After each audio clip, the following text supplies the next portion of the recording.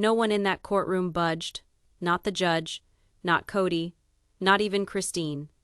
Because the things Meri had just said weren't in any affidavit. They weren't discovered. They were a truth so long hidden, even Robyn had forgotten its price tag. And now it was finally breaking through. No one anticipated Meri to speak. Not in this way. Not in front of the television cameras, court clerks, and the very man she had promised eternal togetherness with.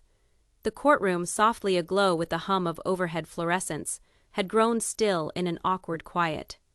Christine had testified already. Janelle had taken her stance. Even Robyn had cried under cross-examination. But Meri, she'd sat silently in the back, arms crossed, eyes half-lowered, impassive.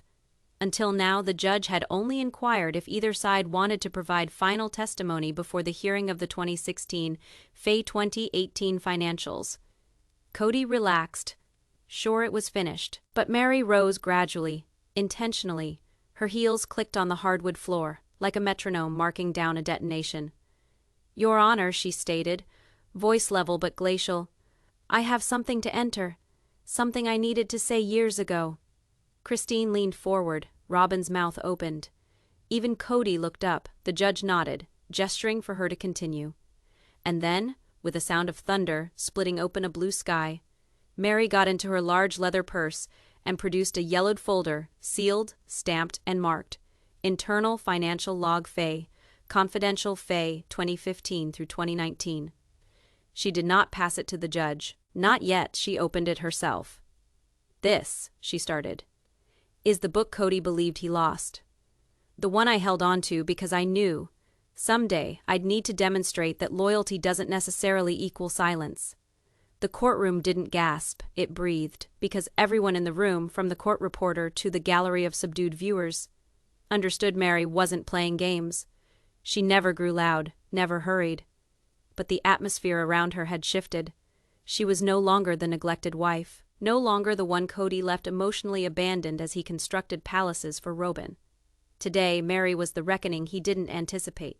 And as she opened the folder flat on the table, turning to a red-stamped page dated the 3rd of November 2016, she looked directly at Kody and said it. "You told me I was crazy. You said you didn't miss any money. But this," she struck the page, "this is the day I caught you laundering your reputation in secret. And now, it is official." The silence that followed was not peace, it was tense. Christine looked at Janelle. The judge fidgeted with his glasses. And Kody. He grabbed his water, but shot past the glass. Because whatever was coming next, Meri had only just begun. Meri's fingers trembled just slightly as she turned the page. But it wasn't fear, it was released. The kind that comes after years of bottling every red flag, every half-answer, every time she was told to smile for the cameras, while the truth quietly hemorrhaged behind the scenes. "You Honor," she continued, her voice firmer now, "this is a scanned copy of a transfer Kody made in December 2016 from our family savings account. A savings account we all contributed to into a private fund marked Brown Development Group." She turned to the judge, then to the court clerk. The same fund he testified to didn't exist. The judge slanted forward slightly. "Is this document notarized?" Meri nodded. "Yes. It is saved on a hard drive that I keep in a fireproof box. I had it audited by a third-party CPA who notarized all 12 pages. She addressed Kody now, and her tone shifted. "You said it was for a home renovation, that we would have to cut back, that Robyn's new home would work out for us all, but this sale indicates otherwise." The makeover never materialized. The funds, $113,700, were deposited into a business account tied to an entity holding company based in Cheyenne. Robyn's head snapped toward Kody. "That is not true," she protested. But Meri didn't even glance at her. "It gets worse," she went on, flipping over the next tab. "Here are withdrawals for January through May 2017. One every 2 weeks, each for $7,000. Each went through a shell LLC named Legacy Path Partners LLC. Guess who the registered agent was?" She glanced at the judge, then around the courtroom, her gaze settling hard on Kody, Aurora Brown. The courtroom was stunned, not because of the name, but because Aurora, Robyn's daughter, had been a teenager back then. The inference wasn't merely questionable, it was illegal. Kody shifted, clearly disturbed. Not what it was, he grumbled. A transient funnel, for tax purposes. And she was your tax haven. Meri railed, too loud for anyone to have heard her in years. A child, Kody. Do you realize what you are saying? The judge raised a hand. Let's keep order. But order was already breaking down. Christine leaned forward in her chair, eyes widened. Janelle's hand was poised on her mouth. Robyn was even pale now, her hands clearly shaking. The issue is, Meri said, stabilizing herself once more. You lied. You employed names, money, and areas of legal grayness in order to accumulate control, and you buried it in the guise of family. She passed the folder to the clerk of the court, who went with it to the judge. As the sheets of paper were turned over and reviewed, a loud buzz hung in the air. And just as the clerk reached the final confirmed document, Meri spoke quietly. You said the ledger was destroyed, that it had to have been shredded in the move. But I made a copy. Because even when I didn't know why, I knew one day you'd attempt to erase the rest of us. So I clung to the evidence. Kody sat blankly staring, mouth clenched so tightly it went white, because for the first time since trial started, it wasn't Christine or Janelle taking the charge. It was Meri, and she wasn't defending herself. She arrived to torch the illusion to ashes, page by page. The judge riffled through the last several pages of the folder, his brow furrowing with every line of transactions. Meri didn't sit back down. She stood tall like a woman who had spent years waiting for someone to take a good hard look at what she had quietly discovered. And then the judge said it. We'll need verification of this LLC's structure. The court clerk nodded and handed him a notarized document Meri had submitted along with the ledger. Already prepared, she said, almost under her breath. This is a Wyoming incorporation document for Legacy Path Partners, LLC, filed the 7th of March, 2016. Registered agent, Aurora M. Brown. Address for mailing, P.O. Box that was shared with Robyn Brown's personal account. The force of the words crashed into the courtroom like a fallen gavel. Robyn went white. That P.O. Box was for our holiday mail, she protested dizzily, but her voice betrayed her and cracked. I don't even know what Legacy Path is. Except you do, Meri said, finally looking at her, because I asked you. In 2018, you said it was for Kody's consulting business, that it was not my business. You recall that, don't you? Robyn didn't respond. Her silence was more assertive than any denial. Kody leaned in closer now, his fingers interlaced, attempting to spin it, manage it, hold it. This is all being misconstrued, he told her hastily. We employed that LLC to handle a real estate venture. I explained it to Meri at the time. She just didn't get it. You are right, Meri spat. I didn't, because you never explained it. You just took it for granted that I'd go along with it, like I always had, and when I challenged it, you iced me out. The judge glanced up, Mr. Brown.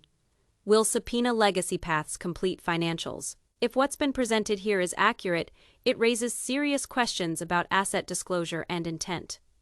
Kody opened his mouth, but nothing came out, because whatever spin he'd prepared wasn't going to work in this room anymore. Not after what Meri had just laid bare. There's more, Meri said, her voice tightening like a bowstring. Legacy Path wasn't just a business. It was the door. The account where everything began to vanish. This is more than just an issue of law, Your Honor. It is a cycle of emotional abandonment, pretending to be financial control. Robyn covered her face with her hands. Christine glanced at the gallery, her expression inscrutable, but it was Janelle who broke the silence. She is right, she breathed almost against her will. That is the name I saw on the wire receipts. I didn't know what it was. And that is when the judge turned once more to Meri. Do you have any other evidence connecting Robyn or Mr. Brown to abuse of this account? Meri again dug into her bag. Yes? And what is next is what confirms none of this was an accident. She placed a tiny hard plastic case on the table. 2019 audio files, internal notes. A flash drive. Christine's head jerked up. Kody turned white, and Robyn forgot how to breathe, because the only thing worse than proof on paper is proof that speaks. No one stirred as Meri gently pushed the USB drive across the floor to the courtroom tech. The judge nodded curtly, and the bailiff advanced, taking the evidence with the tender care saved for something explosive. Because at that instant the plastic wasn't just data, it was dynamite. "What is on this drive?" the judge inquired, looking over the top of his glasses. Meri did take a breath. "It is a collection of voice messages and internal audio recordings Kody recorded on his phone back in 2019. He'd record financial planning sessions, sometimes just to vent. He never intended for them to be heard." She surveyed the room, then spoke again. "Yet, one of those recordings was synced to our group cloud drive by accident before he took away my access." Robyn let out a sharp exhale. Christine appeared stunned. Kody's jaw locked as he grumbled under his breath. "This is a breach of privacy." "No," Meri stated crisply, her tone as hard as steel. "It is a breach of your deception." The judge gestured to the tech to start playing back. The courtroom grew a little darker as the speakers crackled with life. And then Kody's unmistakable voice came through the air. Calm, confident, arrogant? "We'll record it under the new trust, the one in Aurora's name. That way, even if the others notice the statements, it'll appear to be a college fund." "Robyn, redirect the mail. I don't want Meri questioning me again. She is getting too nosy." A murmur passed through the gallery like electricity creeping along a copper wire. Robyn's head turned to Kody, her jaw open. Christine clenched the arm of her chair. Janelle closed her eyes, but the voice kept going. "Legacy Path will take care of the transport. After we divide the Coyote sale, I'll send the difference. The TLC check won't bounce this time. They'll believe it is restructuring the network." The sound ceased. The courtroom didn't go back to its normal state. It exploded into silence. The judge seemed shaken. "Mr. Brown, is that your voice?" Kody leaned forward, all of his charm lost, replaced with calculation. It was a personal conversation. It was taken out of context. "Is it your voice?" the judge asked again. "Yes," Kody sneered. "But it was not illegal." "Perhaps not," Meri replied. "But it was dishonest and intentional. And you used trust as a weapon and made the rest of us question sanity for inquiring where the funds disappeared to." The judge waved to the court reporter. "Put that in the transcript and designate it as Exhibit F." Robyn covered her face with her hands. "He said it was for our family's future," she whispered, her voice breaking. "He said it was to shield the children." But Meri did not blink. "You didn't shield the children. You shielded the story, the brand, the illusion of unity while you diverted our reality." Christine looked at the USB as if it had broken something within her, because it had. Not just the legal defense, but the shared delusion they'd all been forced to participate in. And as the tech powered down the audio system, the judge sighed. "This changes the scope of the hearing. We'll enter formal review of 2019 fund allocations and begin asset tracing on all accounts tied to Legacy Path Partners, LLC." Kody folded his arms.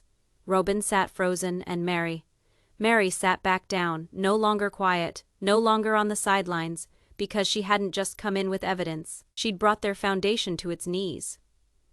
The judge ordered a brief recess, and the courtroom was frozen in shock, as if the air itself had become heavy with the reality of what they'd just heard.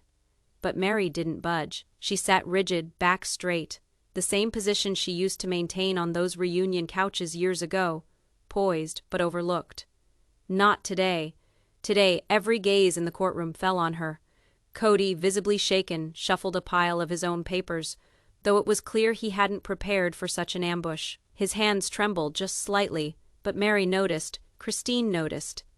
Even Robyn, sitting rigidly beside her counsel, saw her husband at last cornered, and as they came back from recess, Meri stood again, her eyes no longer on Kody, but on a manila envelope labeled 2017 Land Deed Transfer Fay Coyote Pass. She waved it in the air and spoke in a voice that required no interpretation. "Your Honor, what the court doesn't yet know is that in June of 2017, a transfer of partial ownership of Coyote Pass was made, not to the family, not to the wives, but to a private trust called Sol Invictus Holdings." The judge raised an eyebrow. "That's not listed in any of the submitted financial disclosures." "Exactly," Meri replied, opening the envelope. "This trust was filed under a Wyoming anonymity law, which conceals its beneficiary. But what I learned, after months of legal maneuvering, is that the mailing address listed on the trust filing is identical with one address. A P.O. box, in Flagstaff, in Solomon Brown's name. The room became deathly silent.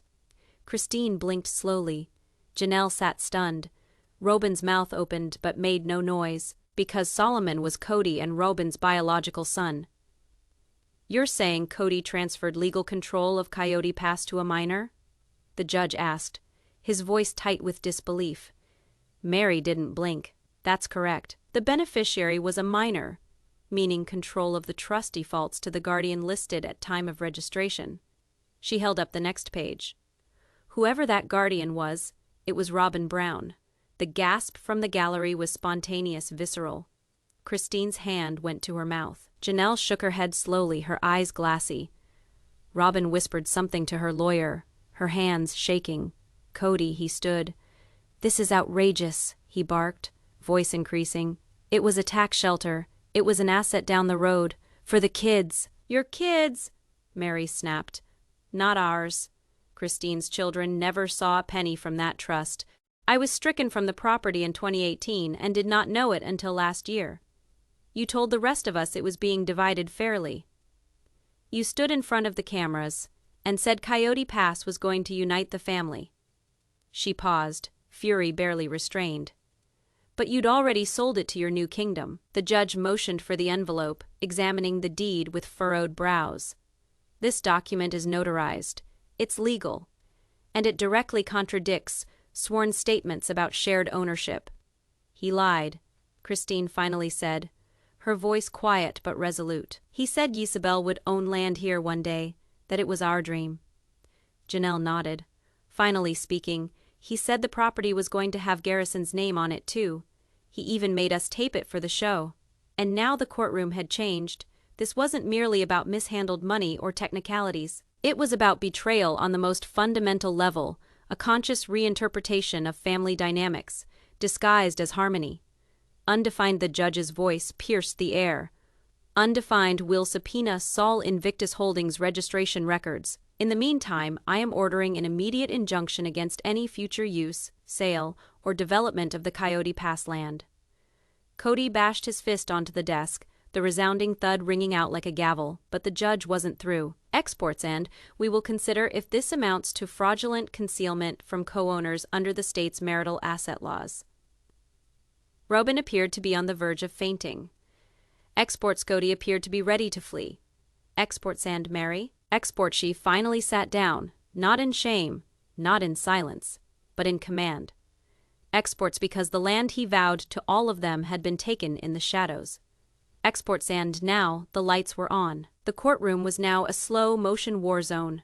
No yelling, no slam doors, only truths bursting one after another as decades of concealment shook into cold paper fact. The injunction on Coyote Pass alone caused a ripple of hysteria in the air, but what followed would shake the very foundations of Robyn's assiduously built facade. Because as the judge thumbed through the records on Sol Invictus Holdings, Meri rose once more and uttered 6 words that hit like a spark.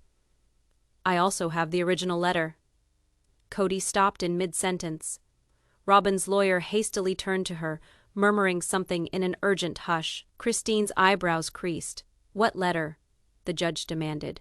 And Meri, with the calmness of someone who had nothing left to lose, removed a folded piece of stationery from a blue binder. "It's dated the 18th of March, 2017, handwritten by Robyn Brown, and sent to me along with a statement Kody dictated, but never filed with the court. I've had it notarized and verified for authenticity." The judge motioned for it. "May I?" Meri unfolded the yellowing paper, stepping forward, and handed it straight to the clerk. "Your Honor, I believe you should read it out." Kody stood rigidly. "That is private. That was never intended."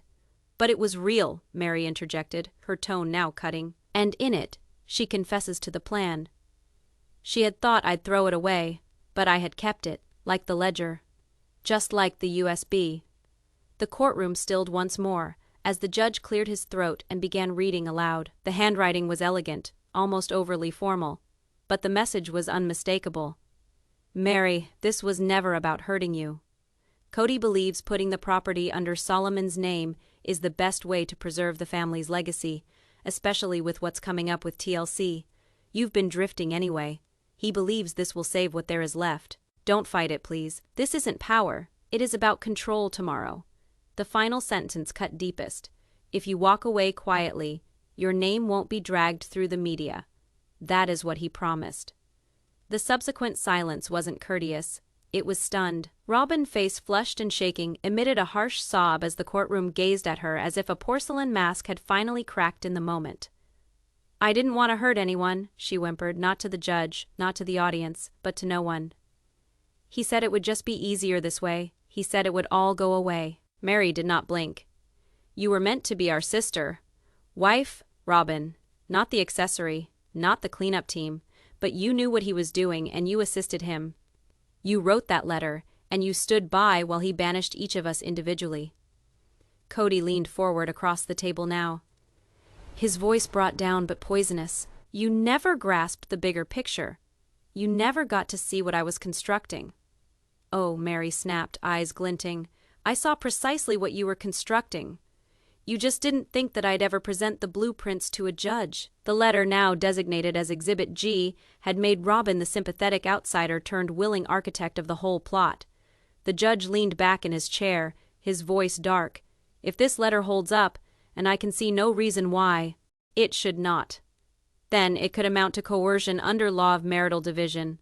We'll be freezing all assets we associate with Sol Invictus Holdings right now." Robyn was suddenly overcome with silent sobs, hiding her face in her hands while Kody leaned back in awed silence, his brain running through how quickly the walls had come crashing down. And Meri leaned back, at last breathing normally, because the handwriting they believed would vanish lived on nowhere else. And with it, the last shred of reality that no attorney could spin out of existence. Christine hadn't uttered a word since the USB was played. Not when the Coyote Pass trust was unveiled, not even when Robyn's letter validated what they'd all been guessing in private. But now, while Meri quietly resumed her seat, the judge moved his attention. "Mrs. Brown," he stated. "Although technically she no longer bore the name, you provided a sealed exhibit weeks ago. Do you want to unseal it for the court?" Slowly, Christine stood. She did not glance at Kody. She did not nod to Robyn's crumpled sobs or Janelle's stunned immobility. She fixed only her eyes on the judge as she nodded. "Yes, Your Honor. I want them to see it."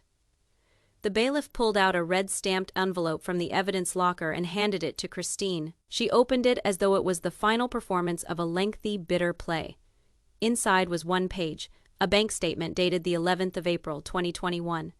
It wasn't flashy, it wasn't thick, but it weighed heavier than anything thus far displayed. "This," Christine explained calmly, "is a withdrawal from our shared Brown family LLC account. The account which, on paper, paid for domestic needs and shared assets. Except this withdrawal, $47,900, wasn't spent on groceries, it wasn't spent on car repairs, it wasn't spent on the children." She showed him a second document, this one with a receipt. "It paid the down payment on a house in Robyn's name, straight out. A vacation home with 5 bedrooms in Sedona." Gasp, one after another. Janelle leaned forward. "Sedona? He vanished there that summer? Said he was seeing producers." "He was," Christine spat. "But he was also finalizing a piece of property with Robyn, a piece of property none of us ever saw.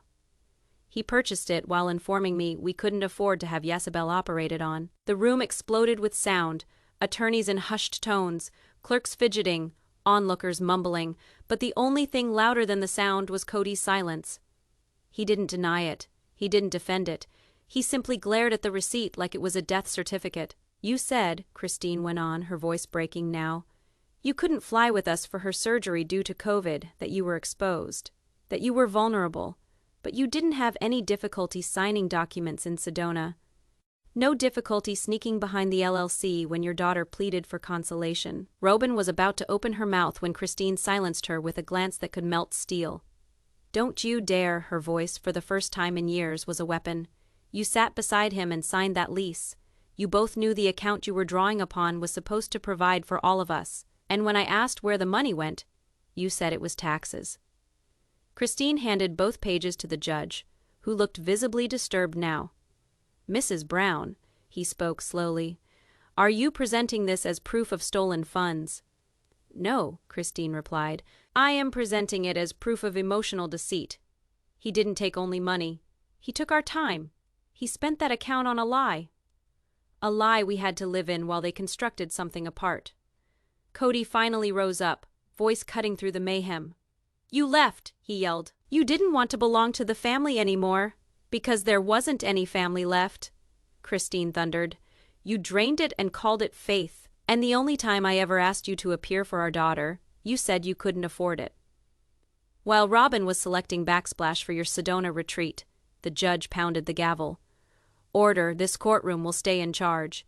But control had slipped away now. What had started as a squabble over property had evolved into an all-out exposure of all the lies Kody had ever spun under the cover of togetherness. The display was tainted. The bank connected to Brown Family LLC, the money spent, the receipt. That had been dated the same week Asabel was in the hospital, and Christine, she went back to her seat to the sound of Robyn crying, and Janelle softly crying behind her hand, because the math wasn't a lie, and neither was the quiet when it was time for Kody to tell them why. Janelle was always the practical one, the planner, the fiscal one, the voice of sense in a home getting swept up in emotional extremes. She kept the checkbooks balanced, kept track of the tax due dates, and kept out of the fray whenever she could. But no getting out of this courtroom, not now. Christine sat down, face flushed and hands shaking, as the judge looked over at Janelle. Mrs. Brown, he said, voice tired now. Do you have any evidence you'd like to present? She rose slowly, carefully, as if uncoiling a loaded gun. Yes, she replied, her voice low and even. This is the contract Robyn forgot to shred. Gasps, actual, audible gasps. The kind that spread through a room like a match thrown into dry grass. Robyn's head jerked up.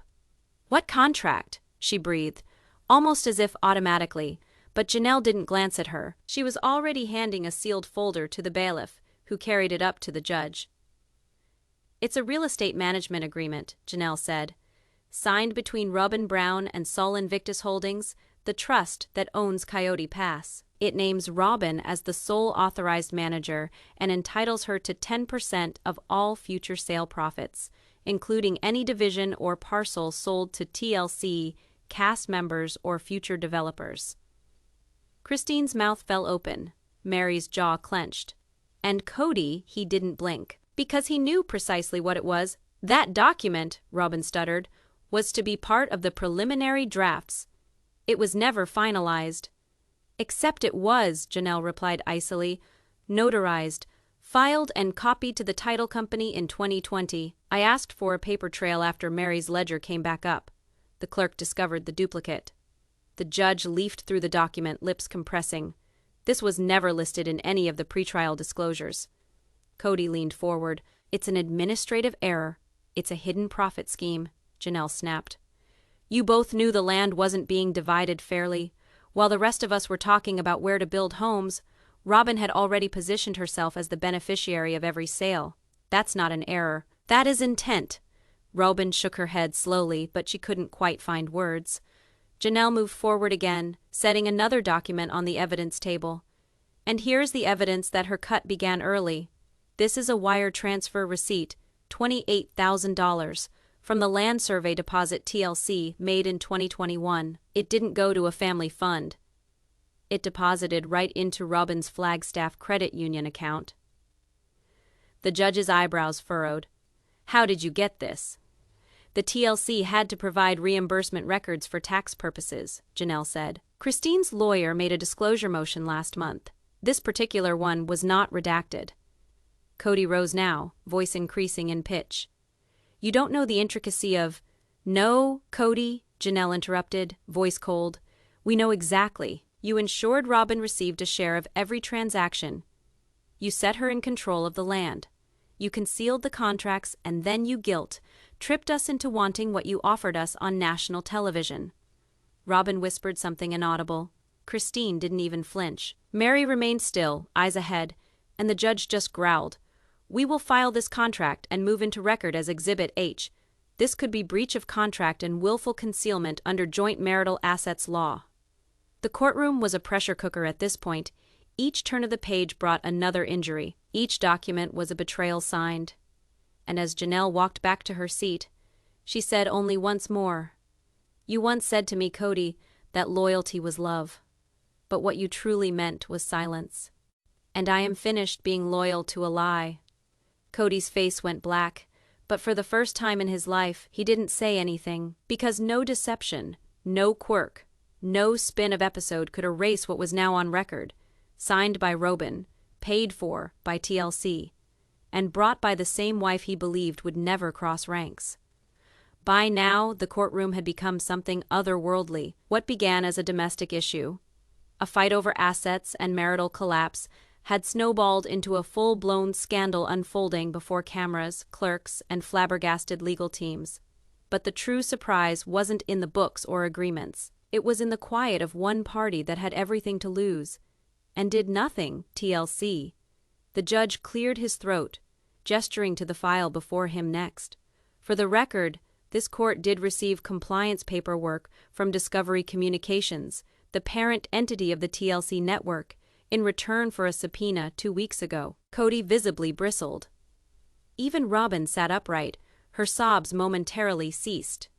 This subpoena, the judge went on, called for all contract and financial deals, tax returns, episode budgets, and pay reports on the Brown family from 2017 to 2023. Christine's eyes popped.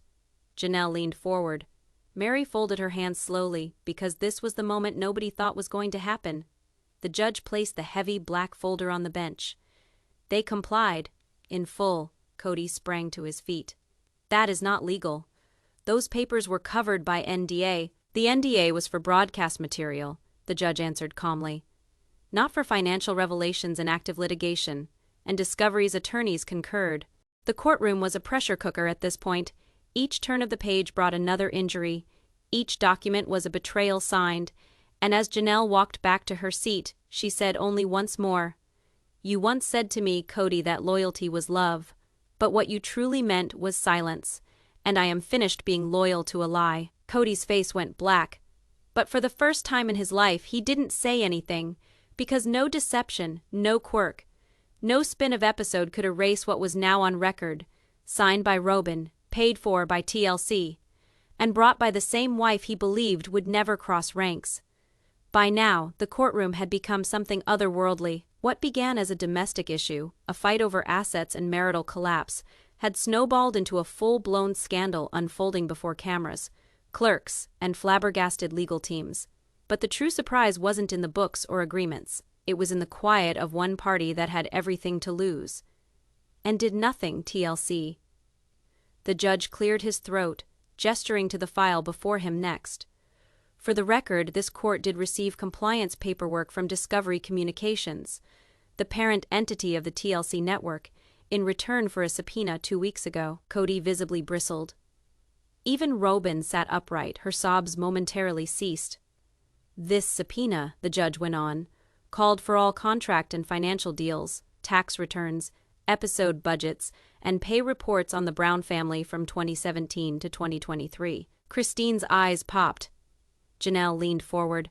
Meri folded her hands slowly, because this was the moment nobody thought was going to happen. The judge placed the heavy black folder on the bench. They complied. In full. Kody sprang to his feet. That is not legal. Those papers were covered by NDA. The NDA was for broadcast material, the judge answered calmly. Not for financial revelations in active litigation. And Discovery's attorneys concurred. The courtroom was filled with shocked murmurs. Christine broke the silence first. Why would they give it up so easily? The judge turned a page, eyes racing. Because they're listed in one of the exhibits, and they wanted to make it very plain they weren't complicit. And then he raised a solitary page. This is an August 2020 disbursement log, listing a location buyout fee of $36,000. The recipient listed. R. Brown, the memo line states. Production, hold on Flagstaff property, exclusive shoot access. Oh my God, Janelle breathed. He sold them access to Coyote Pass. Slowly Meri nodded, and Robyn charged the fee. The judge turned over again. There is more. An internal memo from the production manager, the 27th of July, reporting, quote, Robyn to oversee site, Kody approved. No other wives booked on location. Christine clenched her fists. That is when we were informed they weren't shooting due to COVID, she grumbled. They told us the crew was cutting back. But they weren't, Meri continued. They were cutting us off, cutting us out of the story. Robyn's voice came, finally, tenuous, quivering. We were merely trying to keep the storyline clean. The others were falling away, and the network needed continuity. You made us the issue, then? Janelle's voice cracked. You cast us as jealous, bitter, unstable. When you were cashing checks on the land we were to share. The judge wasn't finished. Discovery's lawyers sent a letter with the papers, an attorney distancing statement. They say they never knew of internal ownership disputes and have suspended all future location payments in anticipation of this hearing. Kody went pale. Christine sat back, blinking in astonishment. TLC stopped paying. Effective immediately, the judge reiterated. They also revealed an outstanding bill of $58,000, an advance Kody asked for under a new LLC, Desert Patriarch Productions. It was rejected. Janelle blinked. That is not a family business. No, Meri murmured. That is his solo spin-off. And in an instant, the last illusion shattered. Kody hadn't just operated behind the scenes. He'd attempted to create a legacy of his own, a brand of betrayal, commercialized with manipulation. The wives weren't ambient static.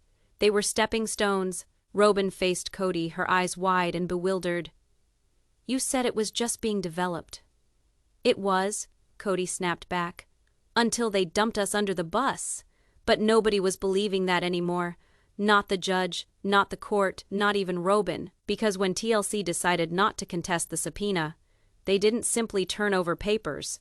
They turned over Kody's plan of escape, and it smelled of abandonment masquerading as ambition. There are moments in every courtroom, moments so naked, so gut-wrenchingly honest, that even the stoic professionals sitting at the bench shift uncomfortably in their chairs. Up to this point, this hearing had been one of secrets, of embezzlement disguised as family values, of Robyn and Kody houseplay with other people's money. But what occurred next ripped through all of the last threads of dignity Kody had attempted to hold on to, because this wasn't concerning trust deeds or TLC distributions anymore. It was concerning one child, one transaction, and one irrefutable, unreversible fact. When the judge was about to proceed to the next exhibit, Meri rose to her feet. Her face was ashen, yet there was a quiet, deadly resolve in her voice.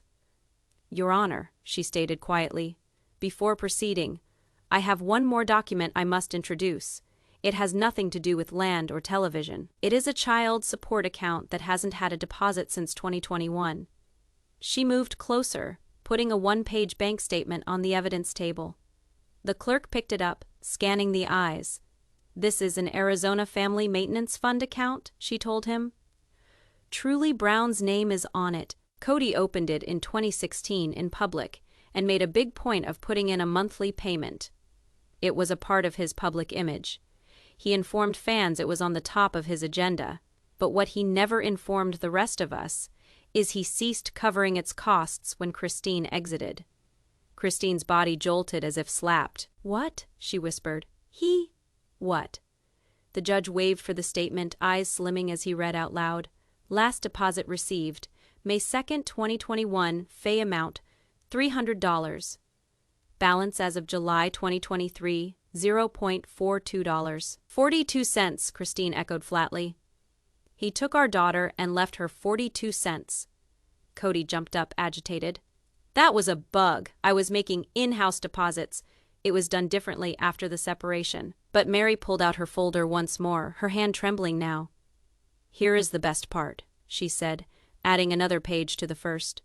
This is a private bank transfer from Kody's personal Flagstaff account, the same day he missed Truly's support deposit. He didn't forget, he just had other priorities. The monitor on the court glowed as the page was brought up. It was a Venmo receipt, uncomplicated and incriminating $1,250 sent to Aurora Brown memo. Spring shopping, love you always. He sent more than $1,000 to Robyn's daughter. Meri said matter of factly, and nothing to Christine's. Christine's mouth dropped open, but nothing emerged. She was stuck. gazing into a black and white nightmare she hadn't anticipated. The judge's face changed, not only into worry, but into something more basic, anger. "Mr. Brown," he said with a slow, stony voice, "can you tell us why support payments to your biological child stopped, while non-biological children living in your home receive discretionary transfers above the court-imposed levels?" "I was paying for all the kids," Kody bellowed. "I didn't keep them apart like that." "But you did," Christine breathed, finding her voice at last. "You kept them apart with your wallet, undefined with each missed deposit, undefined with each Venmo reminder we never thought we'd receive." Janelle hid her face in her hands. Robyn sat stiff and unblinking, frozen in place. Undefined the courtroom was, too, as though it, like everyone in it, was holding its breath. "Undefined, you left my daughter with 42 cents, Christine repeated, more loudly, more forcefully. "According to you, you couldn't come to visit her in the hospital. Undefined, you claim to be broke. Undefined, and today we find out you simply left her behind." The judge rose, something that didn't happen often during these proceedings, and slowly paced around the bench. He stood at the back of the evidence table, looking down at the two by-side pages, the depleted child support account, and the payment made with a pink heart emoji. "Undefined court will recess until tomorrow," he declared, his voice shaking with controlled anger. "Undefined and Mr. Brown, when we reconvene, you will answer for this. Undefined each line of it. Faye, because what I see here could be in itself not just financial abandonment, but emotional abuse. And this court does not ignore children." Kody didn't speak. Undefined couldn't. Undefined the weight of that 42 cents. And what it represented had finally shattered the persona he'd used to navigate every lie until now. Undefined the father, undefined leader, undefined provider. Undefined of it collapsed beneath the reality of a forgotten bank account and a single careless heart emoji. Undefined Becca's, in the end, it wasn't the lawyers or the land that undid him. It was the quiet of a child he was leaving behind, and the mothers who would no longer allow him to pretend she wasn't there. The following morning, the courtroom wasn't a courtroom anymore.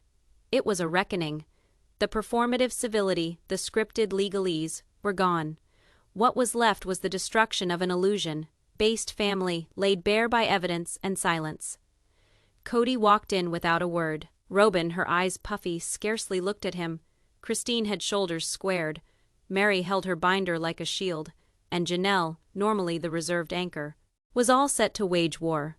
The judge entered the bench, obviously still shaken by what had transpired the previous day, particularly the 42-cent surplus. But what ensued would shut him up. Christine rose slowly, a folder tight to her chest. "Your Honor," she said, her voice reed, thin but unmistakable, "I have one last submission. It isn't legal paperwork. It is not a ledger or a contract. It is my diary, the pages I maintained for my sanity. I never intended to show them to anyone. But after yesterday, I figure the court needs to know the pattern behind the figures, the why behind each fib." Kody squirmed in his seat. "This is just her opinion," he grumbled, but no one was paying attention. Christine handed the journal entries to the clerk, who delivered them to the judge. "I've marked key dates to correspond with the bank transfers, property acquisitions, and support statements already entered into record." The judge opened the folder.